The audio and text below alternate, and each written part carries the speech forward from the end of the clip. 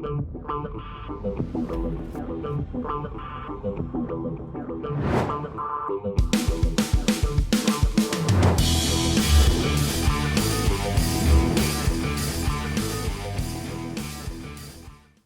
what's up, my fearless networking friends? Todd Falcone here. What's up? Welcome back to another episode. So I'll tell you one thing, like I'm not very good with plants. I don't know what it is. I definitely do not have a green thumb.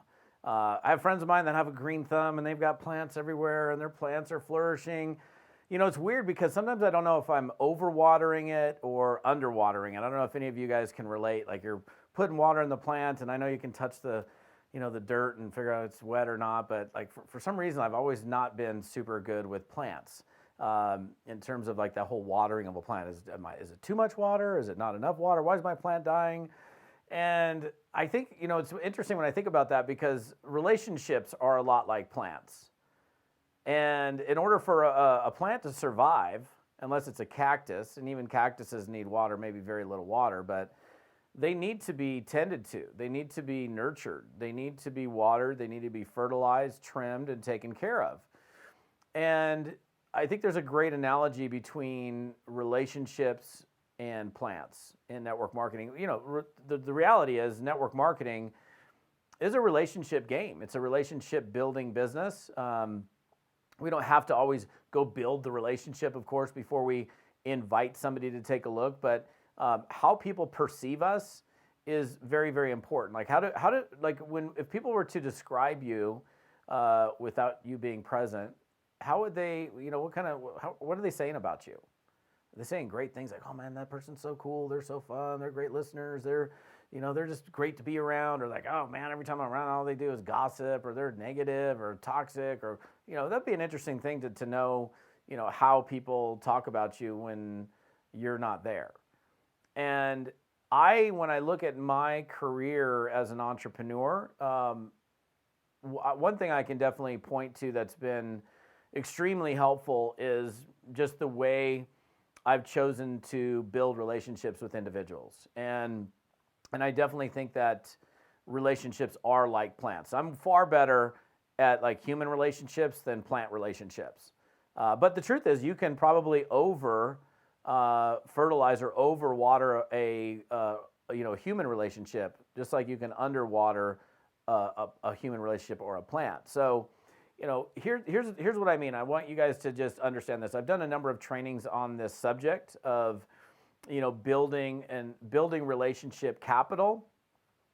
And that involves like watering your plants, watering the relationships. Now, I also got to say this, and this is not going to be a long training in today's episode, but I think it is important that you don't misconstrue the message.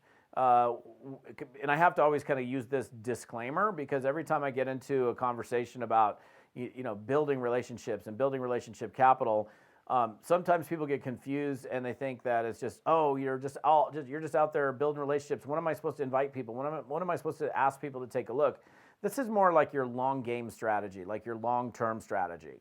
And so if you look at a plant, right? You have a house plant in your house, and you buy it from the store. It's probably green and probably alive, and you sit it in a place where it's got the proper sunlight, and you just leave it there, and you never do anything with it. What do you think is going to happen to that plant over the next few weeks or next month? It's going to die. Like quickly, it'll die because you haven't given it the nutrients that it needs in order to survive, right? So same thing with a relationship. If you never communicate with someone, how does that relationship flourish? Or if there's, poor communication, like a lot of times in relationships, let's say even whether it's friendships or loving relationships, like one of the things that causes relationships to maybe not be so good is ineffective communication or just no communication. Like if you're in a loving relationship and you have needs that are not being met, and you're like, well, this need isn't being met, but you don't communicate that to your honey, like this need isn't being met, you're failing to communicate what you need in order for you to feel like you can flourish in that relationship. And if that need's not met, or that need is not met, then ultimately it could lead to the dissolve of that relationship. So communication obviously is an important thing, but just being one of the things that I did, for example, like I learned long ago that individuals do business with people that make them feel good. Like if somebody has good thoughts and feelings about you, they're and they've got a need or a want, a pain or dissatisfaction in their life, they're probably will buy your product or join you in the business because they think you're cool, they think you're fun, you're a pleasure to be around. But if they don't like you, they're not going to probably respond very, very favorably. Nobody really likes to do business with or give money to people that they don't enjoy. But what I want you to think about is like, okay, if I'm going to be a network marketer and I want to grow a business and I want to be successful long term in this business, I think it's important that you do look at all of your relationships, like they're plants. Like you've got this massive garden, right? Like your phone or your Facebook, people you're connected to on Facebook. That's like this huge garden, and we need to tend to each and every one of those plants. Even if it's like, look, you don't. By the way, I do at least know this, even though I'm not good with plants. I know that if I just go, run around my house and I give each plant just a little bit of water, and I'm not soaking the plant, but I'm giving it a little bit of water, then that plant is probably going to, it's probably going to live. Might not be as as great as if I put it the exact proper amount of water that plant requires. But if I'm giving it some water and it's getting to the roots, that plant's going to continue to stay alive. And if I go in there and I overwater the relationship or the plant, I'm like choking the plant. And some of us know what that's like, to have somebody who's just like on top of them too much all the time. It's like, what about the networker that's just never shuts up, and they're like, oh, I gotta go, and they're like, yeah, I'm on top of you all the time about my business, and they can never shut up. It's like, that's a turnoff to people. Like if you're like too in somebody's face, let's take network marketing out of the picture, for example. How about this? Those people that are close talkers, that get in your personal space, like everybody's got different personal space, but generally speaking, you're not talking to somebody like this close to them, like 6 inches away. That's like, dude, you're too close. You're getting too into my own space. So that's kind of like the same example. If you're too like, oh, you're like too like. I think there's a balance that we have to get. It's like same thing, like I said, with plants. Like sometimes you can underwater a plant, sometimes you can overwater it, sometimes you can ask far too many questions, you can dig too deep, you can get too close, and maybe they're not quite ready to get that close. And then sometimes we're not paying any attention to it, and if we're not paying any attention to it, those relationships die. And so here's my main point in today's message. Okay, my main point is I want you to understand that yes, relationships are like plants. And they need to be watered, they need to be fertilized, and they need to be tended to in order for them to bear fruit. And so let's take your phone, for example. People that are in your phone. You probably have a number of people in your phone that haven't heard from you for 6 months or 5 years. A lot of people, and I've done exercises in large groups of people doing an exercise where I have people running through their phone and find the very first person where it's been 6 months or a year since you've talked to them, and oftentimes it's the very first person when they go to the letter A in their address book in their phone, and they haven't talked to them in 2 years. Well, how good is that relationship if you haven't even said hello to that person in 2 years? You haven't watered that plant. You haven't fertilized that plant. But what if you made it a habit of, with the existing relationships that you have, of just kind of staying in contact with people, watering the plants, fertilizing those plants, making what I call emotional deposits, where, I look at my phone, I'm like, oh my gosh, it's been over a year since I talked to this guy. Send him a text message and say, hey, John Falcone, what's up? How's it going, man? What's the latest and greatest? It's been too long. Let's catch up.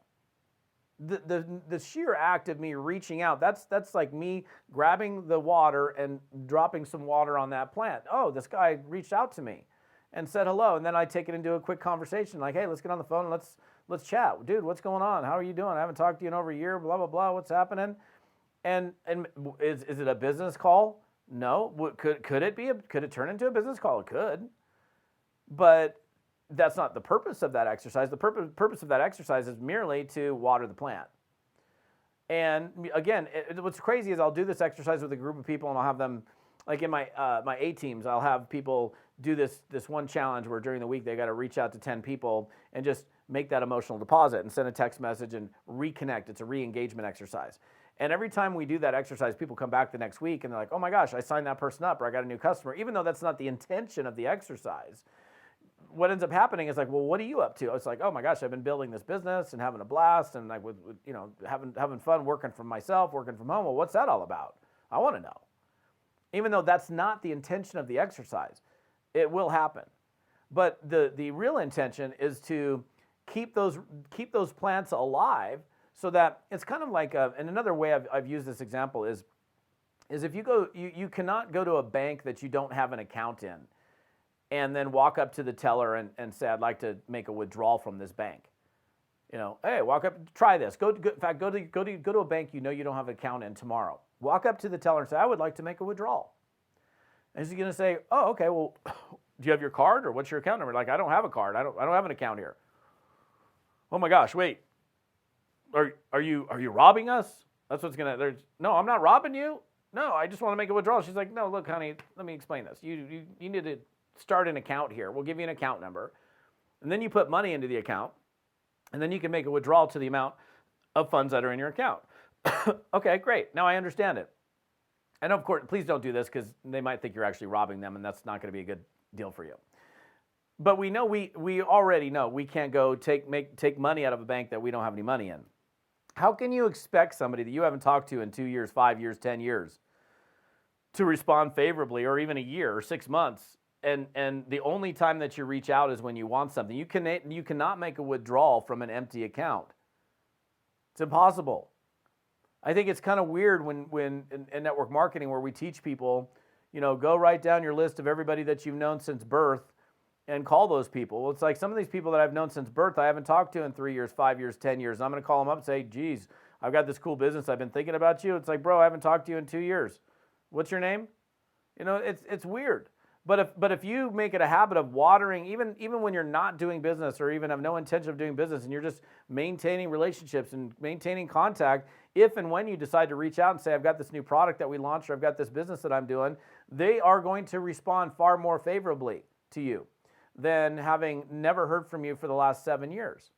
And so when I look at, for example, my longevity in network marketing, number one, I mean, obviously I focus every day on producing new business and recruiting and reaching out to people and all of that. But the most important thing that I can point at personally that's led me to the greatest success is being a relationship builder, being a person that's watered and fertilized relationships. And I am widely known in my circle of friends, in and out of network marketing, as the guy that reaches out just to say what's up, just to check in, just to say, see. And it's like, it's not like every single time I call somebody, it's like, hey, you want to join?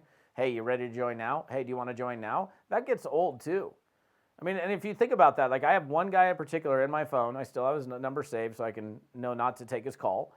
And literally every single time he's ever called me over the last 8 years, it's always been to pitch me a deal. And it worked the first couple times. Like he called me and we had met, I don't remember where we met. And then then he called me again and he was pitching me one deal. And then he called me again, like a year later, was pitching me another deal. But he's never even made an effort in between to say, hey, what's going on? How's life? What are you doing? The only time he ever calls me is when he wants something and he's not getting it because he's made no deposits into that account. And I just can't tell you how important this is. If you want to do this business long term, and you want to build something for your family that lasts, you have to understand the value of your relationships. Like, to me, the most important thing in my life, the most valuable asset in my life, are the relationships that I have with people. How people feel about you will make the greatest difference in terms of how they respond to you if and when you were to reach out and ask them to take a look at whatever it is that you do. But if you're this person that just never reaches out to anybody, and the only time that you're reaching out is when you want to get something, you're never going to get it. So if you just slow down for a second and just decide for yourself, I'm gonna take Todd's advice here, and I'm gonna look at my relationships like plants. I'm like, well, that one needs watered. Well, that one needs tended to. Well, that one needs a call. That one needs a reach out. And I'm saying beyond text. I know people will you can start the conversation on text, but you don't want to do this exercise where hey, what's up? It's been forever, John. How's it going on text? Oh, it's great. We're good. Blah, blah, blah. That's nice. And then the conversation's over. Like literally this morning, like maybe an hour ago, I messaged somebody, a friend of mine on Facebook. It's been about a year. And I was like, I saw a post that he did. I was like, okay, he showed up in my newsfeed. I haven't talked to him. I sent him a message. I'm like, hey, what's up? How's life? Let's catch up. Let's set up a time this week and let's have a chat. So we're going to get together on a Zoom. He lives in the UK. I live in the US. And we're going to have an opportunity to just chat and see what's up. The purpose of my message was not, hey, I got something I got to tell you about. I just want to check in with the guy and see how he's doing. And by the way, if I decided to, or if and when I decided to reach out to him about what I'm doing, he's going to be way more receptive to the message than the other person that I might be competing with in the marketplace that only reaches out when they want something and has never taken the time to fertilize and water those relationships. So if you look at relationships like plants, and I think there's a lot, I mean, human beings are not plants, but if you just use the basic example here, a plant dies if it's not watered, okay? Pure and simple. Relationships don't have they don't continue to have the life in them that they would normally have if there is no connection, if there's no conversation, if there's no communication. So your job long term as a networker is to be that person that, takes care of your network, nurturing your garden, right? All of these people that you're connected to on social media, on Facebook, on Instagram, on whatever, in your phone, in your personal relationships, these are all part of this massive garden that could bear fruit. And that person on your Facebook, or that person who's in your phone, they may never join your business, but they see you as somebody different because you've made an effort, you've watered and fertilized that relationship. So even if they never join your business, they may call you. And I've had many, many people call me or send people to me. They're like, hey, you want to know about network marketing? Call my guy Todd. Or if you're looking for a network marketing business, call Todd. That guy's connected to everybody. And they may never do the business, but because of what the way that they perceive you changes everything. Absolutely changes everything. So kind of a fun little lesson for the day. I don't know where you're at. I hope you might be on my YouTube. What's up, YouTubers? You might be on my podcast, listening to me on audio. That's beautiful as well. Give me a review. I love it. I love it. I love it. If you want to see the rest of the details on this episode and other resources that'll help you succeed in network marketing, come on over here to toddfalcone.com/episode 150. Again, that's toddfalcone.com/episode 150. And we'll see you on the next one.